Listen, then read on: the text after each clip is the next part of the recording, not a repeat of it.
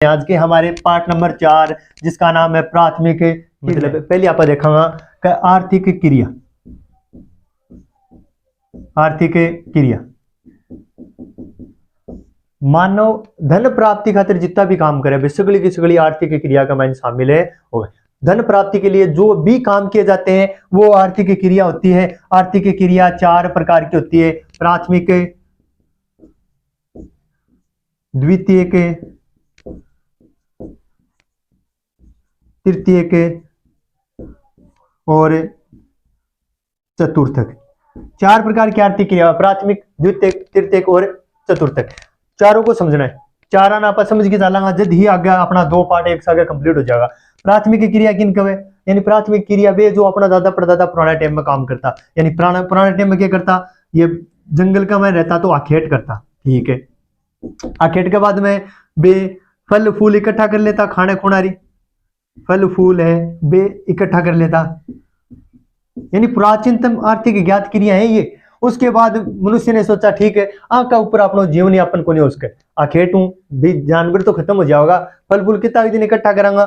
B के बाद में देखे शुरू कर दियो कृषि करना शुरू कर दियो, कृषि करना शुरू कर दियो। कृषि के बाद में पशुपालन शुरू कर दियो, बोले पशुपालन साथ साथ में, ठीक है। कृषि कर दियो, पशुपालन कर दियो, खनन है, ये सगला का सगला क्या प्राथमिक क्रियाकलाप हो गए।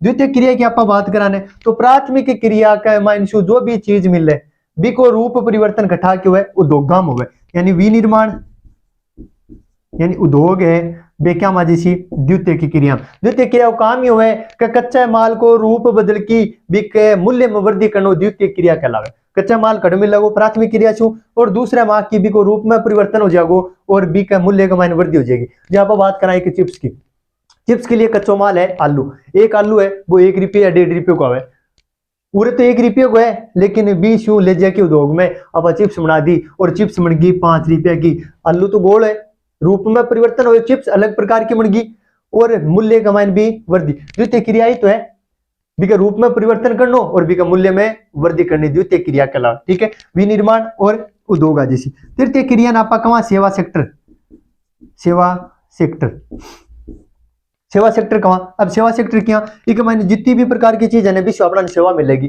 जहां बैंक है, बीमा है, बी के अलावा अगर आप बात करा परिवहन है, बी के अलावा अगर आप बात करा तो अध्यापक है, डॉक्टर है, यानी भुगतान के बदले जो भी अपना सेवा मिलने लग रही है। बी के अलावा अगर आप देखा ने तो आज के लिए डिलीवरी बॉय है जो घर तक अपना ने सामान दे के जावे ने, वे भी सेवा सेक्टर में आ जाए। तृतीय के क्रियाकलाप में डॉक्टर है, वकील है, अध्यापक है, नाई है, धोबी है, मोची जिसू भी पैसा दे के अपना सेवा प्राप्त हो रही है वे सगला सगला क्या माजी सी तृतीय के क्रियाकलाप में। चतुर्थ क्रियाकलाप है यही सूचना का संग्रहण, सूचना का संग्रहण और सूचना का उत्पादन करने वाले, ठीक है ना। ये क्या माजी सी चतुर्थ के क्रियाकलाप माजी सी। प्राथमिक में कच्चो माल, द्वितीय में रूप में परिवर्तन, तीसरे में अपना सेवा मिल जैसी, चौथे का मायने सूचना है बी चीज के बारे में अपना नॉलेज हो जैसी, ठीक है ना।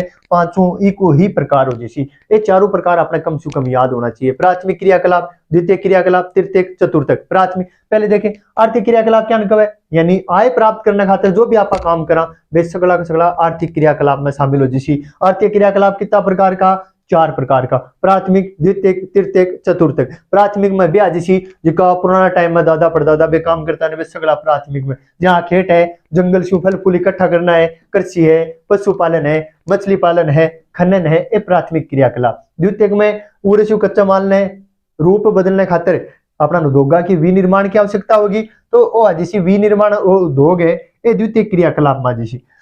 तृतीय की बात करा तो तृतीय क्रियाकलाप में सेवा सेक्टर कब है, जो भी पैसा का बदला अपना सेवा मिलती रहे वे तृतीय क्रियाकलाप में। बैंक है, बीमा है, परिवहन है और जितना भी जो आदमी है जो अपना पैसा लेके अपना सेवा देवे वे तृतीय क्रियाकलाप में जैसी। जहाँ नाई है अब पैसा देवा बाल काट देवे, धोबी है, मोची है, अध्यापक है, डॉक्टर है, वकील है और डिलीवरी बॉय है जो अपना घर तक अपना सामान लेके देवे लाके देवे तो वे भी क्या माजी सी तृतीय क्रियाकलाप में। चतुर्थक में आसी सूचना का संग्रहण और उत्पादन। बहुत ही अच्छी तरह मैं तुम्हें समझा दियो। अब थारे पर थे किसोक समझो। आज सिर्फ और सिर्फ आप एक बारे में ही पढ़ांगा प्राथमिक क्रिया के बारे में। अब आप शुरू करांगा अपनो पाठ नंबर 4 प्राथमिक क्रिया। प्राथमिक क्रिया का मैंने आप पढ़िया कह पहली पोते आदमी की करता आखेट करता और भोजन संग्रहण करता। भोजन संग्रहण यानी दो काम करता ने। तो ये प्राचीनतम आर्थिक ज्ञात क्रिया है भोजन संग्रहण और आखेट। प्राचीनतम आर्थिक ज्ञात क्रिया कौन कौन सी है? तो आखेट और भोजन संग्रहण। अब एक करना खातिर वे क्या करता? वे समीप का वातावरण पर निर्भर रहता। समीप के वातावरण यानी जिकोबा के नजदीक जंगल लागतो ने भी जंगल का वहां जाता आखेट कर लेता और भोजन संग्रहण कर लेता। समीप का वातावरण पर वे क्या होता? एकदम निर्भर होता। अब आदिकालीन लोग है एक काम करता। कौन करता? आदिकालीन लोग है वो ऐसे काम करते थे। कैसे? आखेट करना और भोजन संग्रहण करना। अब इसमें न तो ज्ञान की आवश्यकता होती थी और न ही कोई तकनीक की आवश्यकता होती थी और न ही ज्यादा कोई पैसों की आवश्यकता होती थी। आखेट करना है बाटो उठायो दी खींच की आखेट हो गयो शिकार हो गयो। पुराने टाइम में भोजन इकट्ठो करना है जंगल में गया जो भी चीज मिली इकट्ठी करके लेके आया। तो कौन से ज्ञान और कौन से तकनीक की आवश्यकता होगी? यानी कोई भी ज्ञान और तकनीक की आवश्यकता इसमें नहीं होती थी और भोजन भी अधिशेष नहीं रहता था। यानी भोजन भी अधिशेष नहीं रहता था। जंगल में जाता ग्रुप बना के और बड़े जितना ज्यादा होता ने वे शिकार करता और बे अधिशेष एक और रहते। क्यों? क्योंकि 5-7 जना सागे जाता ग्रुप बना के जाता और एक दो शिकार होतो या थोड़ी बहुत चीज बाद जंगल से मिल जाती और पांति करता थोड़ा थोड़ा पांति आतो। तो भोजन अधिशेष इसमें नहीं रहता था। ये दोनों काम भोजन संग्रहण होता कट है। भोजन संग्रहण दो ही जगह हुए कह तो वह उच्च अक्षांश पर या फिर वह निम्न अक्षांश पर। उच्च अक्षांश पर तो बहुत ज्यादा सर्दी पड़े इसलिए बैठा हुआ है और निम्न अक्षांश मतलब भूमध्य रेखा के नजदीक में भी भोजन संग्रहण को काम हुआ है। उच्च अक्षांश उत्तरी ध्रुव और दक्षिण ध्रुव पर भी हल्का काम हुई और भूमध्य रेखा के नजदीक भी भोजन संग्रहण करने को काम हुआ। दोनों ही याद रखना है। अब देखो चिकल क्या कवे? चिकल कवे अपा जी च्युइंगम ने चूसने के बाद का माइन जिको वो रबड़ बच जावे बिन फेंका न बारे बिन कवे चिकल। और चिकल वो बने जेपोटा वृक्ष के दूध से। याद रखना है चिकल क्या कवे?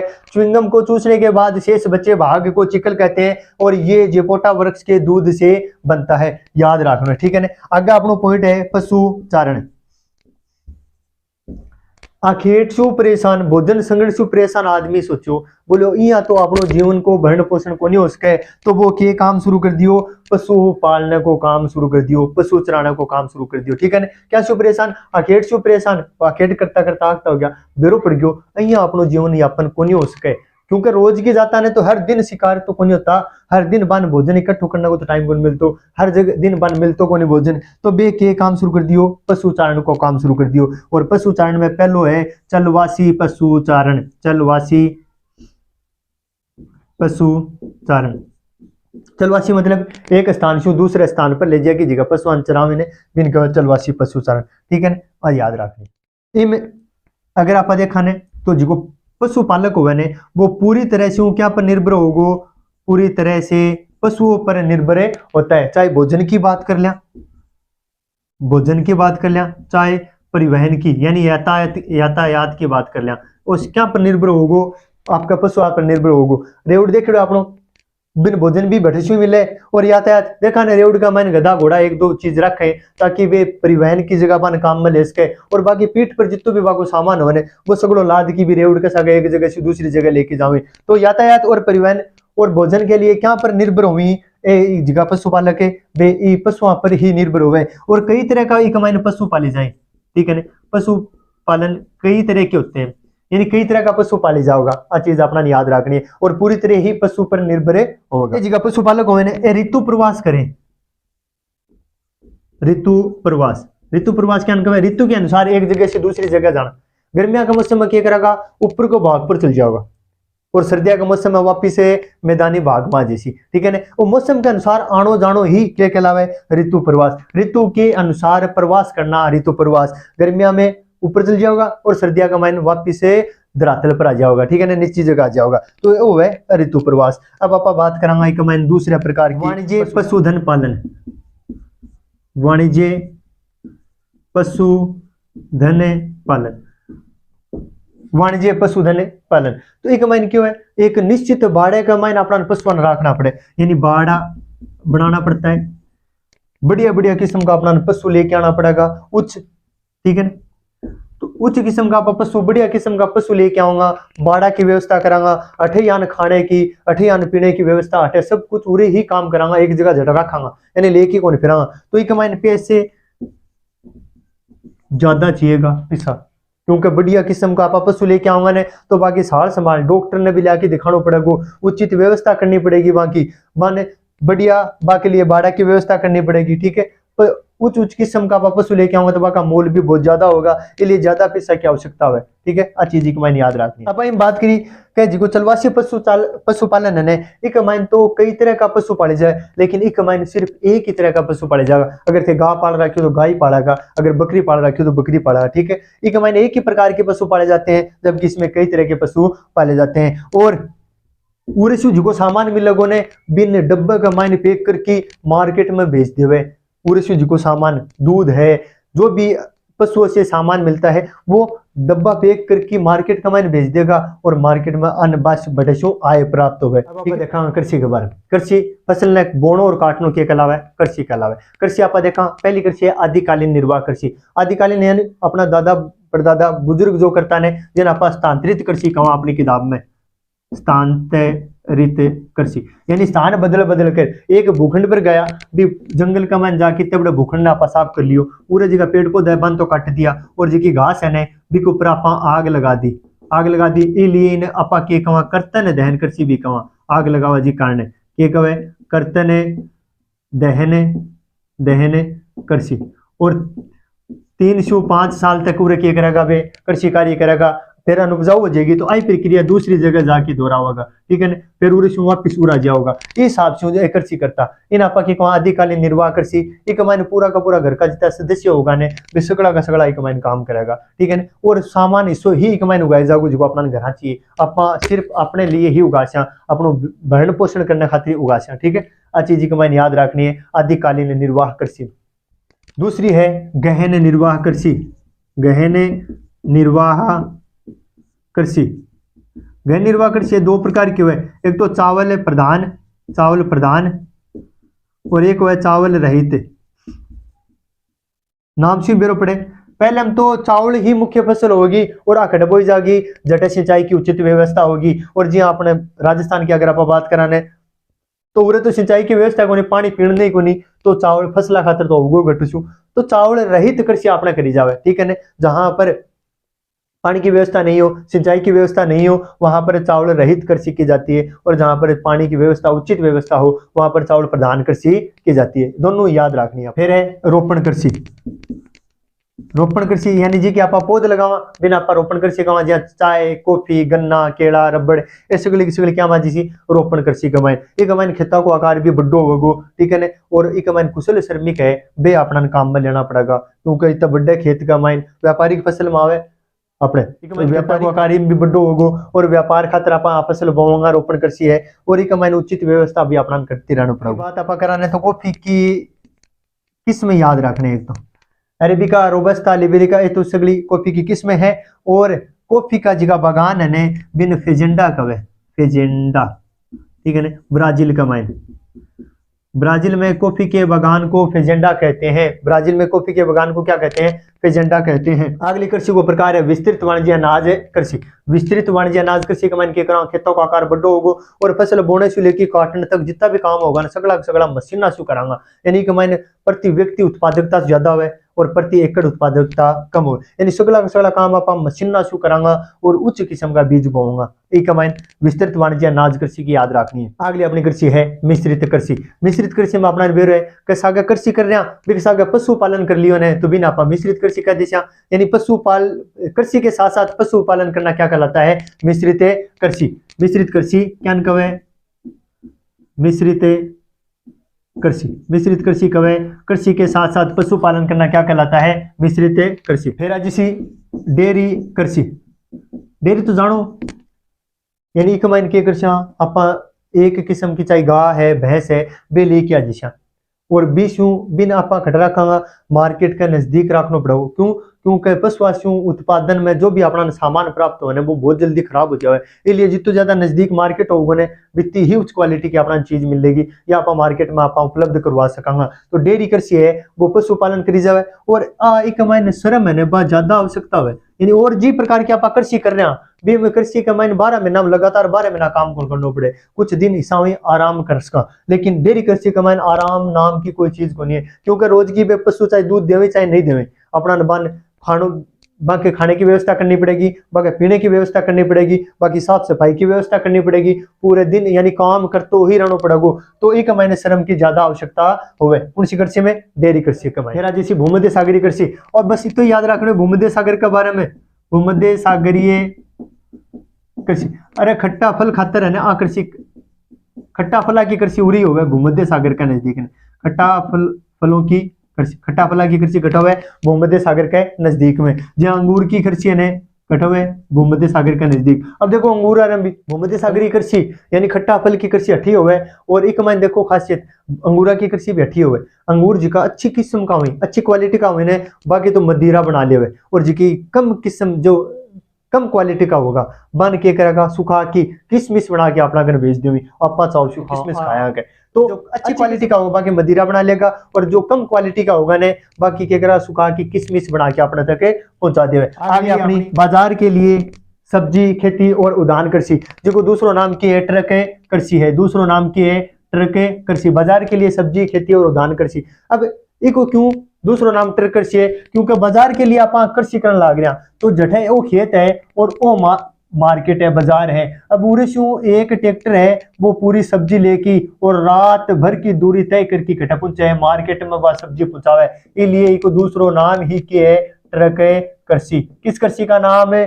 ट्रक कृषि है। तो बाजार के लिए सब्जी खेती है कृषि है, बिको नाम ही दूसरों की है ट्रक कृषि है। सहकारी और सामूहिक कृषि का मैंने अंतर देखा। सहकारी में क्या होगा एक सहकारी संस्था बना होगा वह किसानों ने क्या करेगी बीज से लेके और फसल बेचने तक को पूरा काम उपलब्ध करवा देगी, यानी वह संस्था है सगड़ो काम वह ही करेगी। तो वह होगी सहकारी कृषि। सामूहिक कृषि क्या करा 5-7 किसान आपस में मिलकर आपका खेत आपस में मिला लेगा, यह खेती